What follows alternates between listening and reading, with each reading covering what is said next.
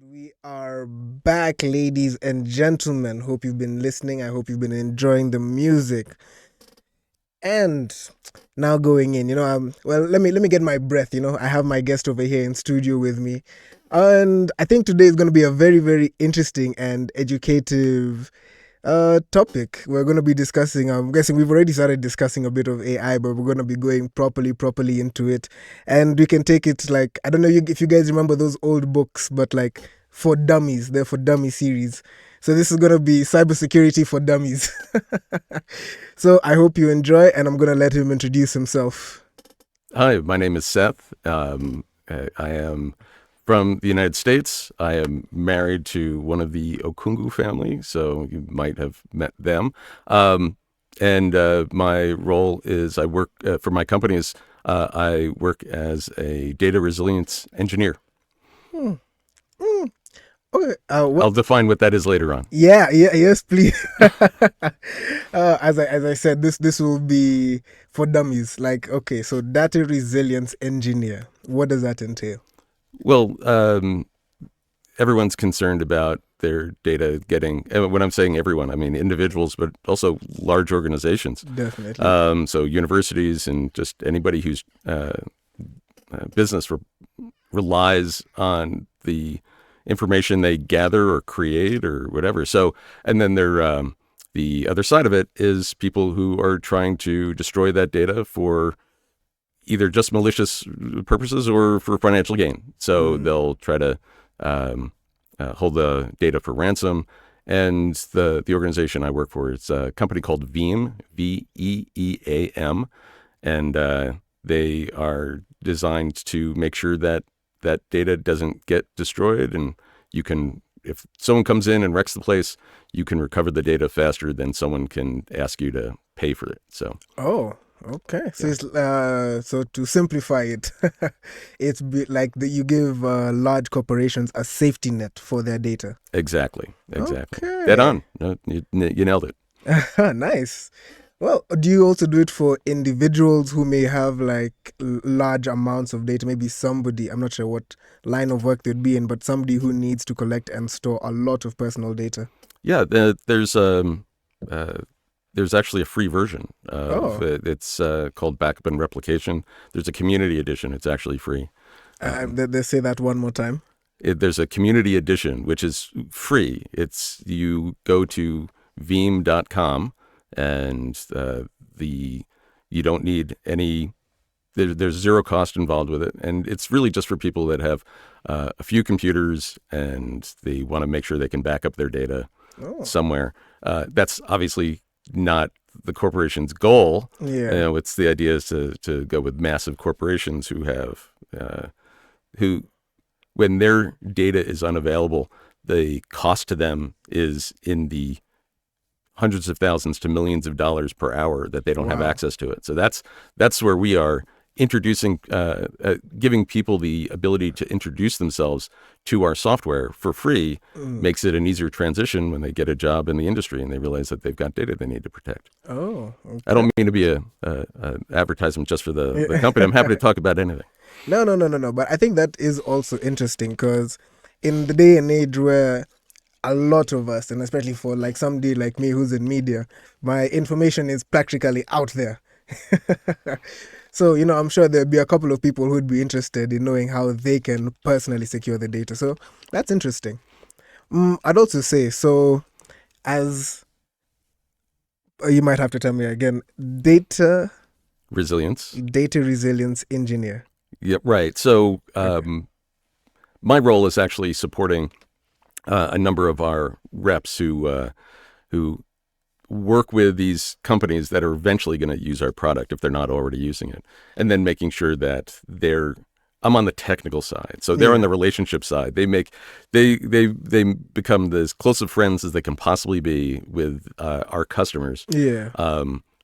Learn what their pain points are, what they're worried about, what they're afraid of, and then see how our product works best for them. And I'm the one technically to make sure that they're not lying. So you're the backup. Right. I will talk to their technical guys. I will find out what their individual problems are, and Mm. I help explain why we're awesome. And yeah, that's about it. Oh, okay. So now, going back to the smaller scale on an individual level, what do you see like? I guess yeah, on an individual level, or now how people operate and move around the internet. How insecure are most people? Oh, it's a nightmare. Yeah. But I mean, what are you going to do? It's not just Kenya. There's nothing you can get done in Kenya without a phone. And Yeah. if your finances are all tied to that, someone being able to get your credentials and get access to your Gmail account or whatever email account you're using, figure out your credentials, get in. They can reset all your other passwords because that all goes to your email account or whatever. Yeah. So yeah, no, it's a nightmare. So Yeah. sorry to bring the bad news, but that's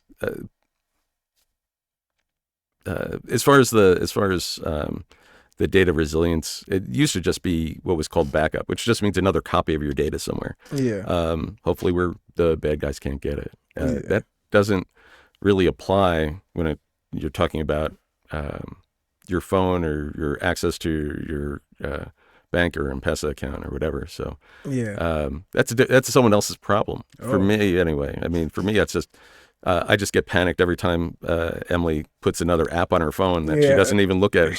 She's at 9,000 apps on her phone, and I'm like, I've got 4. I'm just trying to have less of an attack surface. There are fewer things for people to try to get into my stuff. So Okay. yeah. What would you say in terms of, I guess, the most commonly used apps, especially like when it comes to social media, which is the most unsafe, or which has like the weakest security? I'm the wrong person to talk to about it Oh yeah. because I am not on social media because of those very reasons. The when one of the big ways that the bad actors get access to your data is that they'll call up a company that you work with, a phone company, anybody, and they'll try to pretend to be you and say, "I lost my phone, I lost my password. How do I get back in?" And they'll ask you a bunch of security questions that you have given all that data to Phone, your like, social media accounts. So yeah. they know what the name of your dog is. They know what your favorite sport team is. They know, it's easy to figure out where somebody lives, so they can answer all those questions. I'm not on social media. Yeah.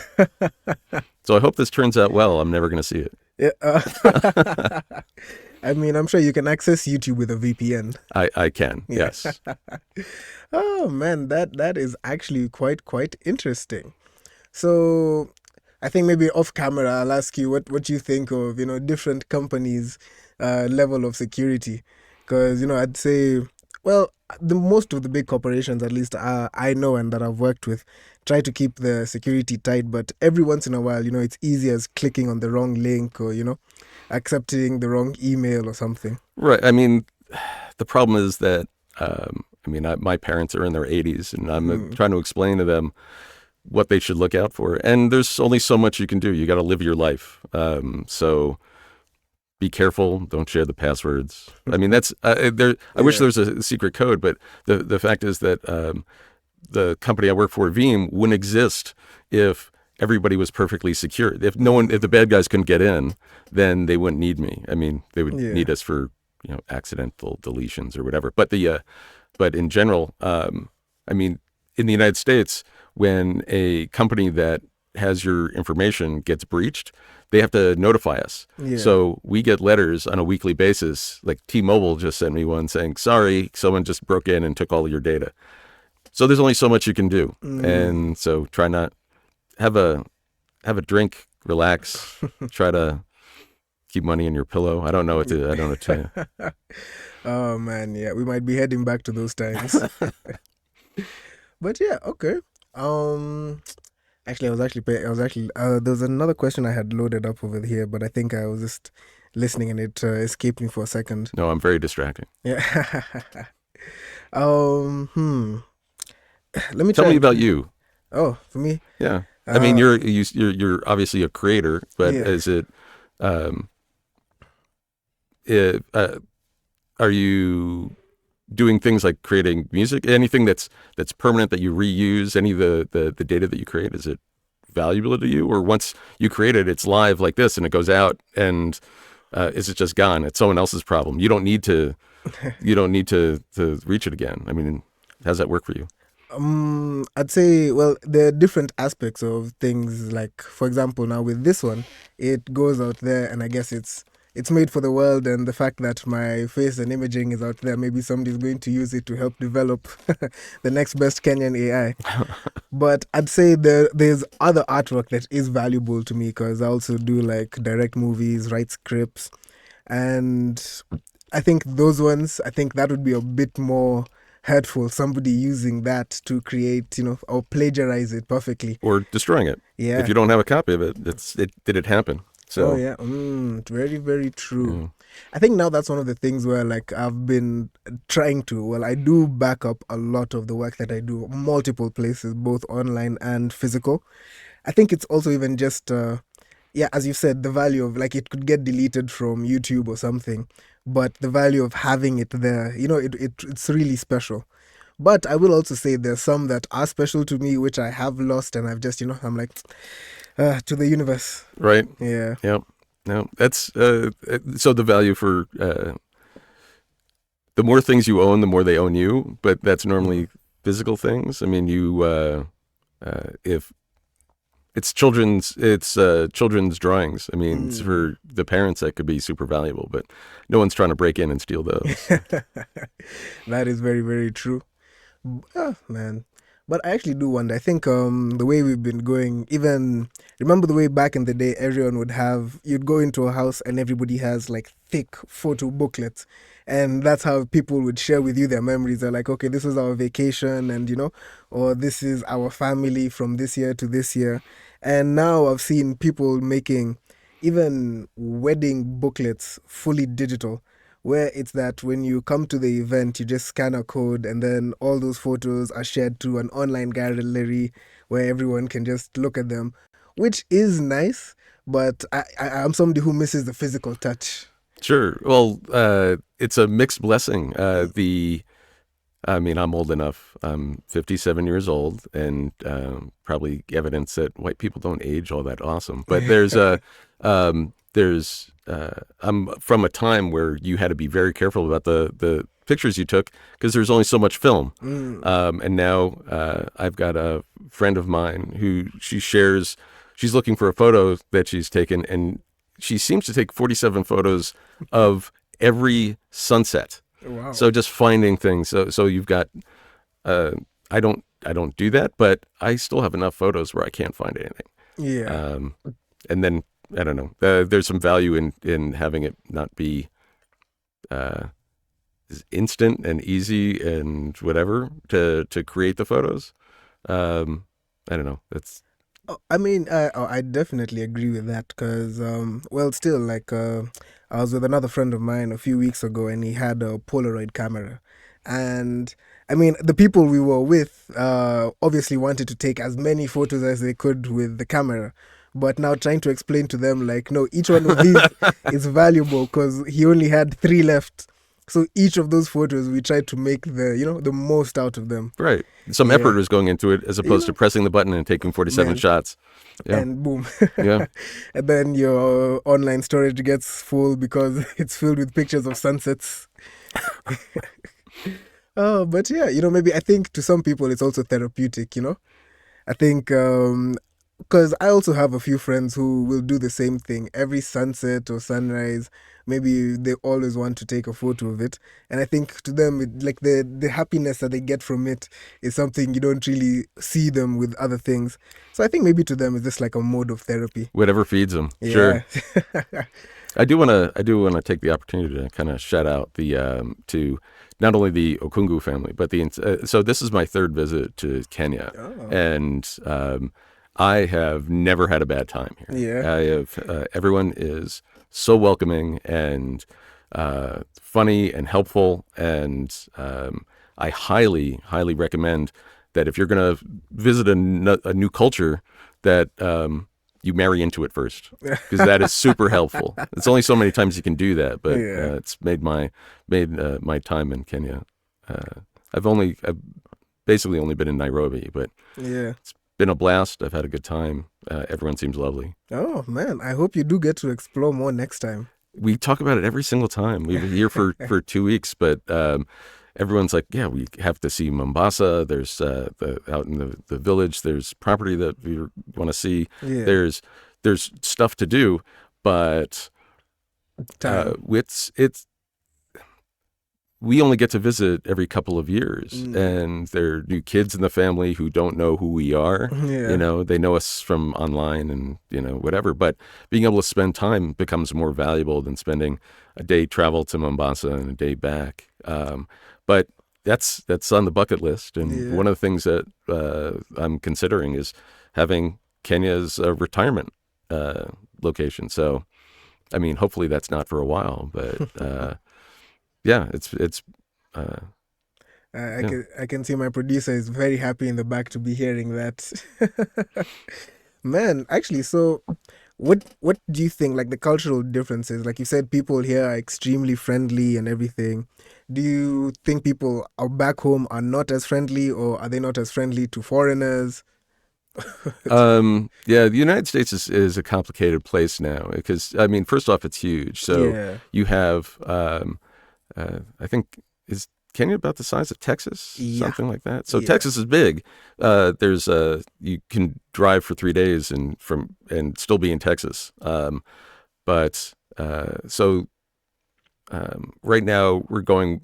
I don't want to get political, but we're going through some struggles. But people in general are friendly.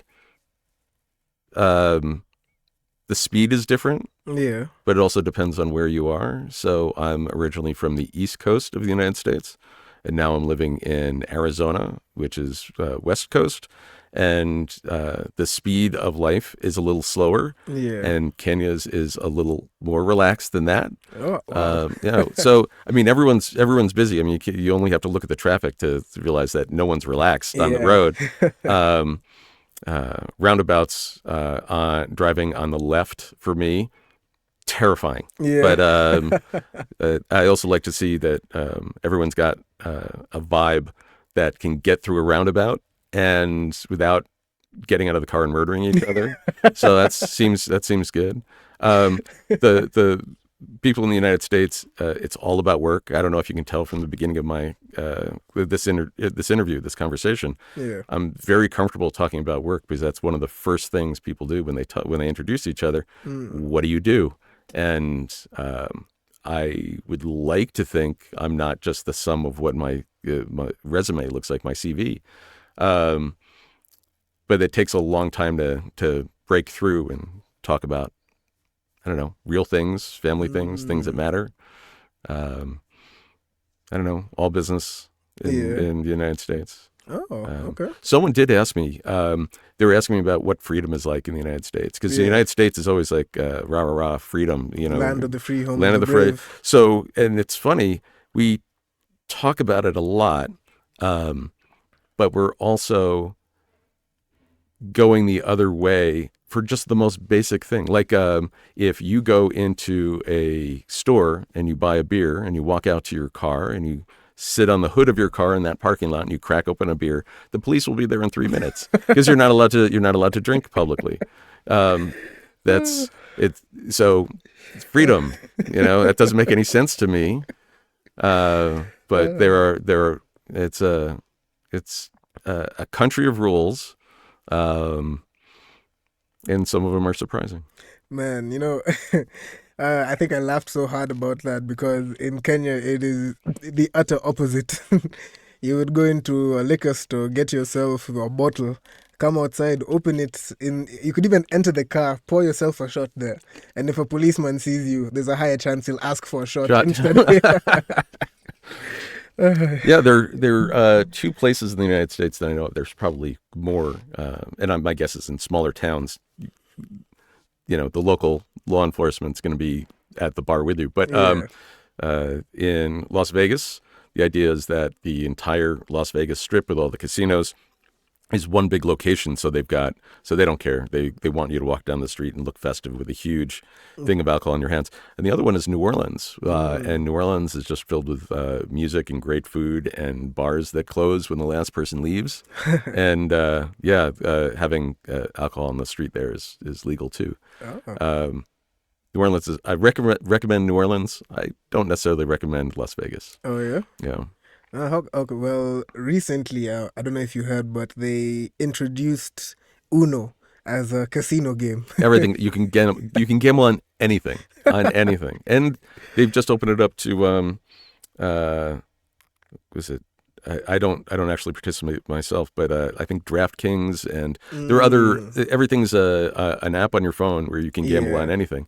You can gamble on the politics. Who's gonna win a race? Who's gonna it's gotten out of hand. I hope people enjoy it, and I hope they don't go crazy with it. But Man, I think here in Kenya, though, our gambling situation has gotten dire. We have tell me about that. thousands of apps, and if people can't get apps, they actually open like betting stalls. So you will actually just go into, and most of them are just a small room. They have TVs around, and now maybe like a counter or two now where people can place their bets. And you would find those places are full to the brim. So I don't know 24/7. I don't know how you police it or whether you want to. Like, how do you don't want people who can't control themselves to ruin their lives and their families' lives by doing it. But I don't know what the fix is. I don't. Yeah, I want to be able to bet with you over something silly, and man. I can see the enjoyment in it, but I also don't like losing money, so I Yeah. don't do a lot of gambling. Like I was explaining to somebody the other day how I also have friends who gamble, but I don't get it's not that's not my vice. I don't get that same drive and So excitement. now the question is, what is your vice? Oh. Kind of opened up a door there. Yeah. Maybe you didn't want to. Hmm. This is a family show, and it's Yeah, catch us for the late night show if you want to find out. But yeah, oh man, yeah. I mean, there are a lot of them. I think, luckily for me, none that I can't control. But we're always dancing on the edge with such things. well, that's where things get interesting. So Yeah. So, but yeah, I'd say gambling in Kenya has become ridiculously big, and it's gotten to the point where I even know guys, like we're discussing earlier with AI, who use AI to help them place bets. And I'm like, I mean, whatever works for you works. okay, I don't know how that's gonna help you. The odds are always going to be with the house. So if you're betting, you're counting on someone else losing. I mean, you look at Las Vegas. I mean, the reason why the hotels are that big and the strip goes on for miles, it's not because they're all losing money. Oh, yeah, It's definitely. yeah. So yeah, the good luck with all the gambling, everybody. Drink responsibly. I don't know what.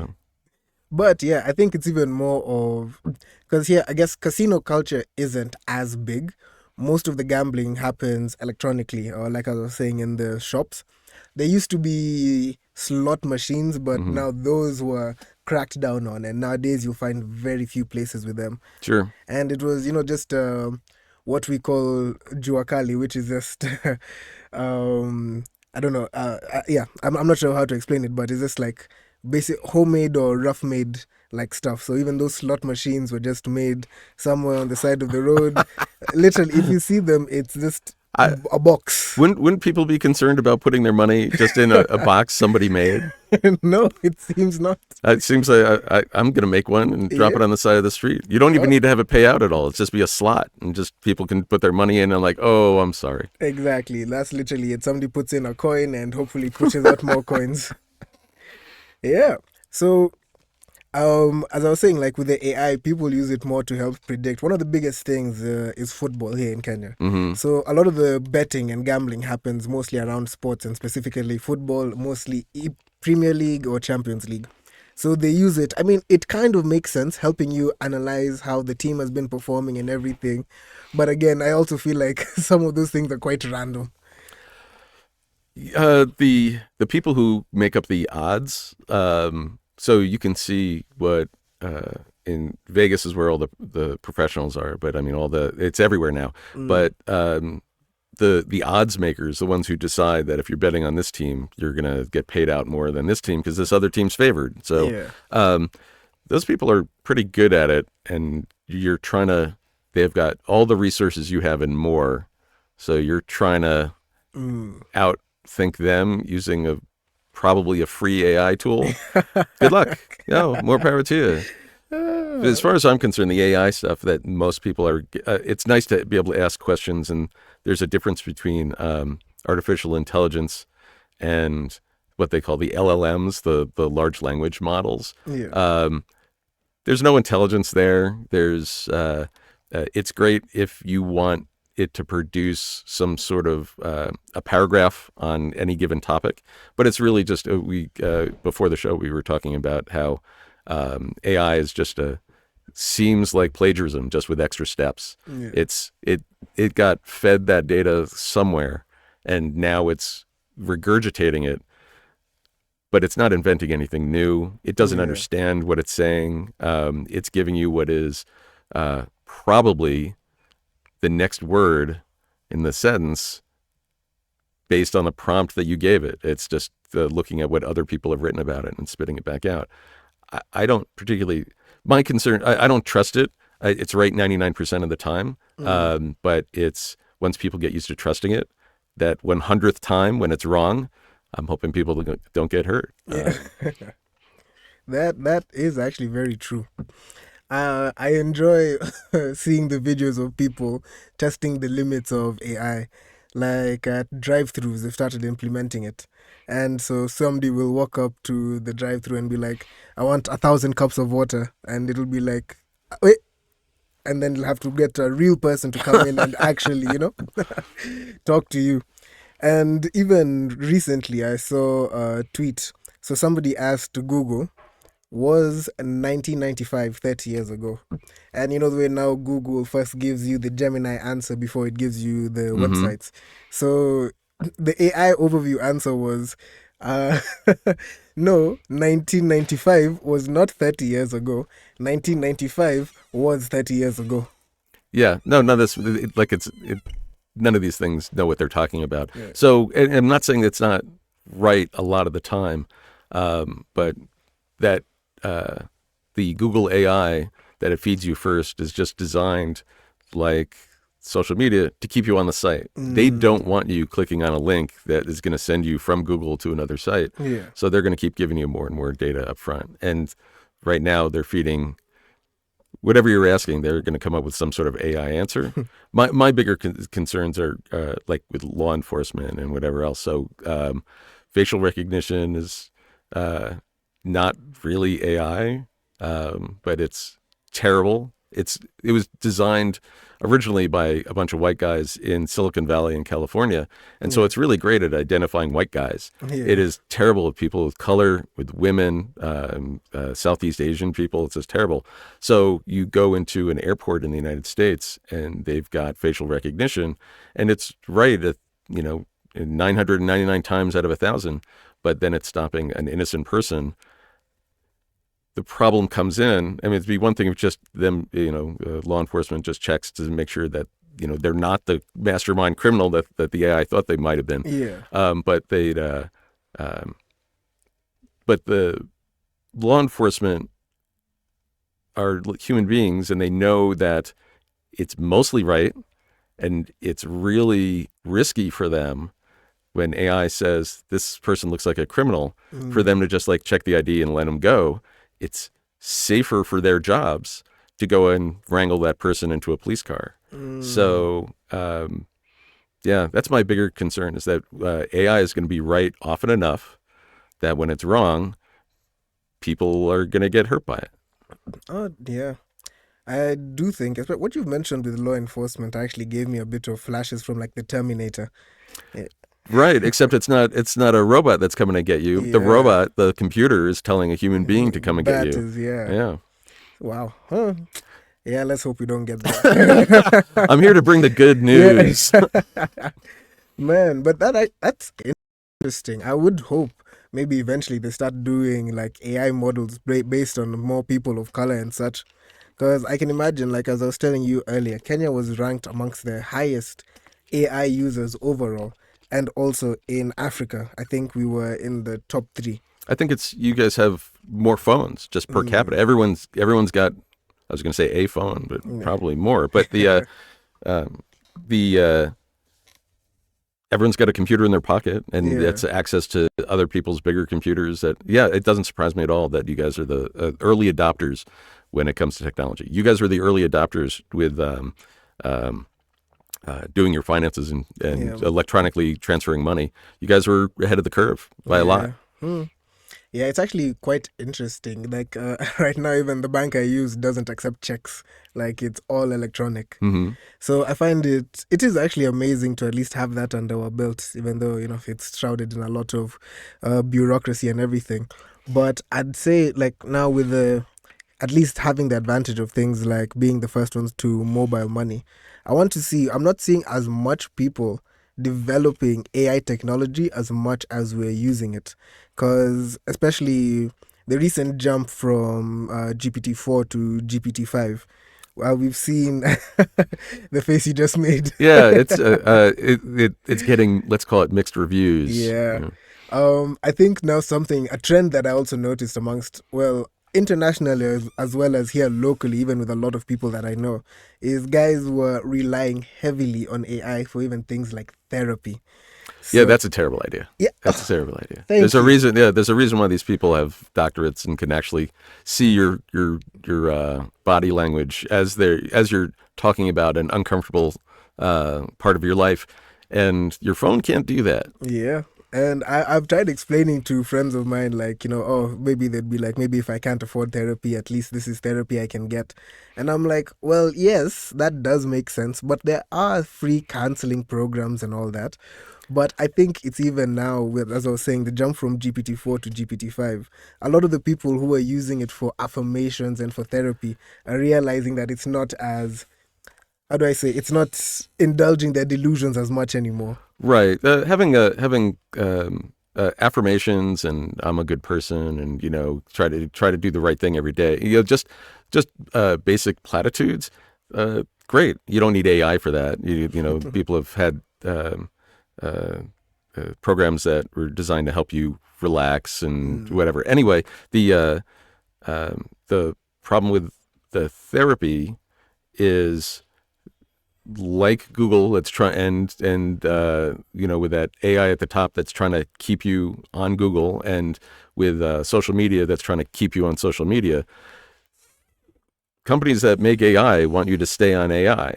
It's mm, not going to give you the hard truths. It's going to be nice to you and be your friend and reading things about people having AI girlfriends or boyfriends yeah. and okay, Yeah. more power to you. That's whatever floats your boat. I don't want to yuck on anyone's yum, but Mm, these things are just going to tell you what you want to hear, so you don't leave. that is actually true, Someone's making money when you're on it. So man.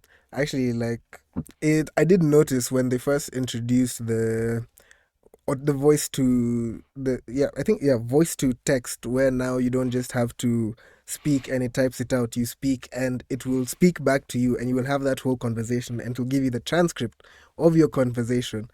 And that's when I noticed, okay, I think this is where people are getting too far with this. it's. I just saw that Google has Google Translate, which I'm in Kenya and I don't speak any Swahili, so I have Yeah. that on my phone. But the one that they're coming out now, when I speak into it, it will transcribe what I said into Swahili, and then I can press a button and it'll speak it out, and it's a little computer voice. They're making it so it will read it out in your own voice. Mm. Hmm. I don't know. That seems like also another terrible idea for me. But Yeah. I'm my entire life is all this information technology. My entire business is based around this. I love it. I'm the technical guy in Yeah. my group of friends, and but every word you've heard out of my mouth is "yee." I don't like that. Mm. So I don't know what to tell you. The what do they call it? Deep fake. So it's a Yeah. it's a deep fake voice that Google is now you're people being easily able to have access to your voice and duplicate it. I don't know. Another terrifying thing. Just throw that on the pile. Yeah, that one I completely agree with. I remember even back in the day when the Obama deepfakes came out and people could barely tell. And as you mentioned earlier, your parents are getting older. Even I see my mom, my aunts watching a lot of AI content or on Facebook and liking AI. And I have to warn them, like, no, no, no, by the way, you need to make sure you know that that is AI. Are you old enough to remember there used to be a saying, well, pictures or it didn't happen? Pics or it didn't happen. It, like people would claim something in the news or whatever, and it's like, unless you took a picture of it, I don't believe that Yeah, aliens came down. Unless there's a picture, it didn't happen. yeah. And now it's easy to get a picture, and figuring out what truth is. Good luck. Oh yeah, man. I don't know. It's especially here in Kenya, something that's become very popular. It's a meme to some extent, but there are people who now cannot identify the fact that it's AI, and it's AI news segments. Yep. So it'll be something like, oh, a bridge has collapsed, and you'll find a car driving out of the water. And so, for somebody who has used AI models a lot and all, you can still see the gaps that they're lacking in. Hmm. But for somebody who's seeing this for the first time, and especially the way how realistic the fakes are getting, people are actually like, whoa, did a car just actually come out of a flood? You're like, no, no, And no, they're no, no. watching it on a screen that's 6 inches. It's not. They're Yeah. they're not gonna be able to. So with AI, since these systems don't understand, there's not an intelligence there. They're giving you what it's seen before. Mm. You'll have things with people with too many fingers, and there's some obvious ones. I mean, that's an easy one if you're on a screen big enough where you can count their fingers. Yeah. But uh, I spent so my company has added. We were partnered with Microsoft, and Microsoft has their own AI offerings. So we're partnered with them, and so we're helping them, and they're helping us add AI into our software. So Mm. you can ask it questions, and it's supposed to be. It's supposed to make it easier to speak in normal language and get a technical answer back and show you, Yeah. and without having to wait on the phone for technical support or whatever. So I'm playing with these things, and I'm like, okay, can you create me a picture of this, just a guy doing whatever? And then I said I was going to create something that looked more AI-ish. Mm. And I said, yeah, let's add a couple fingers to this guy. And it said, okay. And it gave me back the same photo, slightly different, same amount of fingers. It couldn't understand that I wanted more fingers on the guy. And then I said, okay, give me 12 fingers. It came back with 10 fingers. And it said, here you go. It said, how many fingers does this photo have? It says 12. It's like, okay, why don't you draw little red circles around those fingers? And then it just put three circles somewhere in the picture. I'm like, are there red circles around each finger? It's like, no. Okay, why? And he goes, well, you said around, like near. Mm. I'm like, so go to school, learn prompts, whatever, and you're Yeah. going to learn how to speak AI, so it'll behave if you're lucky. I'm I'm struggling. I think it's great if you've got material that you've created. Like if Mm. I'm creating a report, or it could just be a letter, and I feed it to AI, and I say, hey, take another pass at this, make it a little bit different. I know whether the information it's giving me back is correct or not. Yeah. I don't need to trust it. It's giving me another way of saying the same thing, and I can do that a couple of times and pull out something that looks good to me and build it again. AI is terrific for that. Yeah. I don't trust it when I just ask it a question that I don't already know the answer to. Mm. Okay, that actually does make a lot of sense because I also hear a lot of people saying, well, not hear a lot of people saying, they're also friends of mine who are very into AI and also try building a couple of AI models. And they always say that, yes, you can ask it, as you said, it can be right 99% of the time, but that 1%, yeah, I mean, for us, luckily, we're not doing anything that would Right. cause. You're not giving anyone medicine based on this. Yeah. But, that 1% of the time could make you look like the fool. Yeah. I mean, you have to be sure that you're not following the map application off a bridge into the water just because it told you to. So Man. Oh, yeah. Well, this has actually been a very, very interesting conversation, very enlightening. I hope to all the people who are interested in at least AI technology and all that, I'm sure they'd really, really find this conversation interesting. To the people who use AI for therapy, I'm sure you guys. say hi to your AI girlfriends for me. Yeah. Man, I think that's a future that, well, I mean, for me personally, I don't fear it as much, but I fear for other people who have fully embraced like having an AI partner. Because I don't know why, but that lack of human connection feels scary. And the fact that you're so comfortable speaking to a robot to me seems a bit scary. How much time do you have left? Because you just opened up a huge Yeah? new topic, which is what do you do? There's a massive population of people who are lonely. There's a reason why they're using AI girlfriends because they don't know how to, especially after the pandemic. If Mm. a lot of people don't know how to be social. Oh. I mean, If we've true. got 12 minutes left, that's fine. We can talk about it. If you've got two, good. All right, that's for next time. How many minutes do we have left? Okay, three. So next time, Yeah, next time.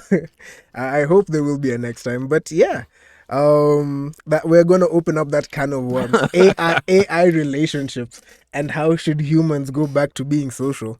Because yeah, even recently, I don't know if you've seen, but especially with my generation, people have really been talking about there's the male loneliness epidemic, hmm and two, social anxiety, and how social anxiety is either a myth and people don't really care about what you're doing, but people on the other hand are also like, no, that I see what you're saying, but every time I walk in public I want to collapse. right? Were they introverts? Yes. And so my wife says she's an introvert, and she's one of the most social people I know, and she's gregarious and funny and just loves it, but she is exhausted by it. So she goes Mm. home and has to recover. She gets her energy by sitting in a quiet room doing her own thing on her own. I get fed by going out and throwing myself into a crowd and meeting new Oh. people. The extrovert with different levels of success, Yeah. but that's how I get fed, and it's how I get re-energized. Um, the male loneliness is it's not one-sided because the women I know, I met my wife on a dating application, Oh. and apparently dating applications now are terrible. The AI slop and seeing and just it just seems like another way to scrape your data. Yeah. So I have a number of women friends who are frustrated. They're lonely too, and but they've got different risks involved, and Yeah. so they've got to be very particular. And men need to be the best people they can, and you've got a lot of competition. Oh, definitely. I mean, yeah, since we don't really have now maybe 1 minute left, and after you said that, I wanted us to also talk about the T app. I don't know if you heard about the. Oh yeah, Yeah, no. So that's not the first. That's not the first dating app where all their data got leaked. leaked, and this is a particular bad one, especially because Yeah, it was designed as a safe space for women. So this just feels like a trap. Hey, come yeah, on in. It's perfectly safe. Give us all your data. We're here to protect you, mm, and it's all out there. It's yeah, just yeah. That one, I That's think. also for next time. We've got Yeah. 30 seconds to cover a big topic. I loved it. I was married before and got divorced after 11 years. I still call the first marriage a success. Yeah. Emily and I have been married for almost 15 years now, and this is a Oh, superior marriage. I call yeah, her wife prime because we've been married longer than the first one. yeah, But my dating experience was great. And now it just sounds like it's a nightmare and people don't have the same access. I got lucky as a yeah, as an IT geek being able to find women on the internet. yeah, That was designed for me. yeah, Before that, it was meeting people in a bar, yeah. and this is its own problem. You know, it's a different challenge. Oh man. So I don't even know what people are doing now. Trust you me, my friend. It is not. As you've said, it. This will be the topic for not the next This time. will be the third one. Yeah. The third, Oh my. right? You know, in fact, we'll throw this one on the other show. We have a late show now where we can get a bit more. Yeah, we can get a bit more discussive. We can get more open with these discussions. But anyway, man, thank you for coming in today. Oh, it's been a delight. Thank you. Yeah, I know we've moved from breakfast into brunch, but yeah, the conversation has been amazing. It's been amazing having you here in studio. Conversations have been very insightful. Thank you. This has been great. A lot of fun. Man, yeah, thanks for coming. I hope you do come again. I hope you do get to finally go and explore Kenya a bit more outside of Nairobi. Yeah, so far this has been keeping me busy. So yeah, I'll get out there eventually. It'll happen. Yeah, and if you think the culture here in Nairobi is slow, when you get to Mombasa, you will see it as sluggish. Okay, I'm good for a rest. That'll be nice. Man, yeah, so this has been your boy, the Hota from Nairobi. I'd tell people to find you on social media, but you can't. Man, you know. Anyway, guys, thanks for tuning in to the Breakfast Jam. This has been an amazing show on this Wellness Wednesday. We'll catch you tomorrow for Timeless Thursday.